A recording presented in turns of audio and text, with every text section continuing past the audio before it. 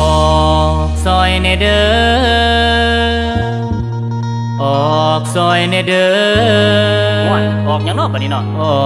อกเงินซื้อเบียร์ซอยแน่เนี่ยโทษน้ำแต่สิในเมื่อได้บาทนี่เด้อ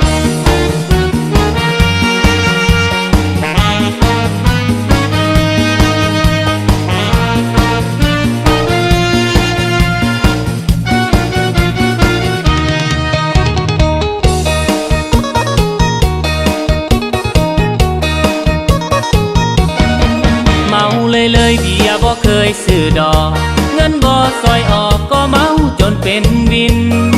กินแต่เบียร์ซื้อบ่เคยซื้อเบียร์กิน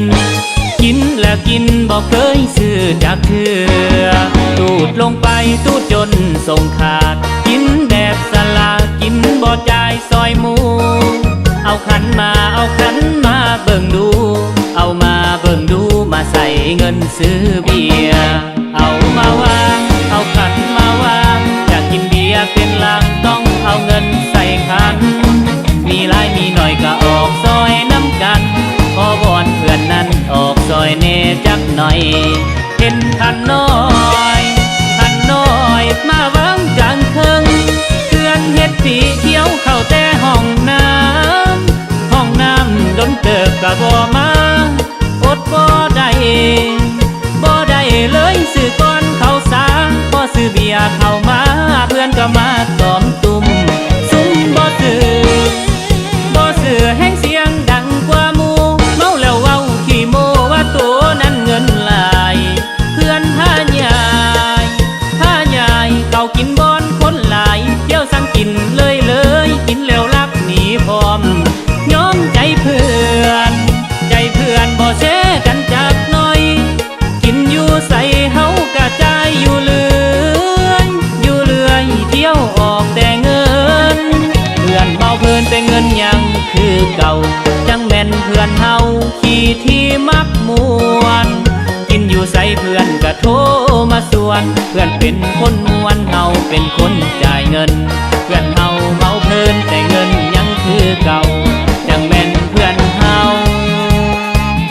ขี่ที่มักมวน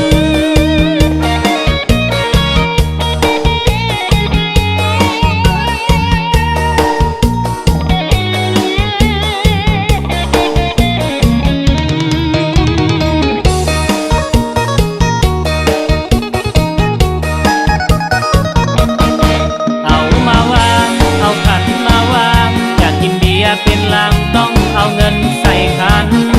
มีหลายมีหน่อยก็ออกซอยน้ำกัน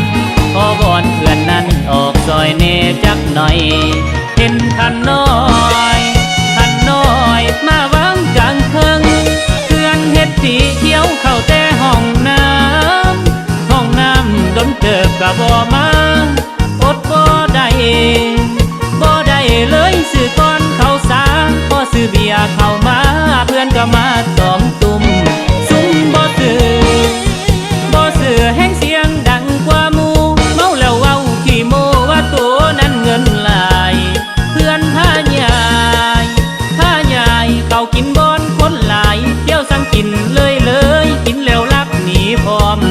ยอมใจเพื่อนบ่แช่กันจากน้อยกินอยู่ใส่เฮากระจายอยู่เรื่อยเที่ยวออกแต่เงินเพื่อนเมาเพลินแต่เงินยังคือเก่าจังแม่นเพื่อนเฮาขี่ที่มักมวน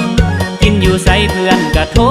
มาส่วนเพื่อนเป็นคนมวนเฮาเป็นคนจ่ายเงินเพื่อนเฮาเมาเพลินแต่เงินยังคือเก่าจังแม่น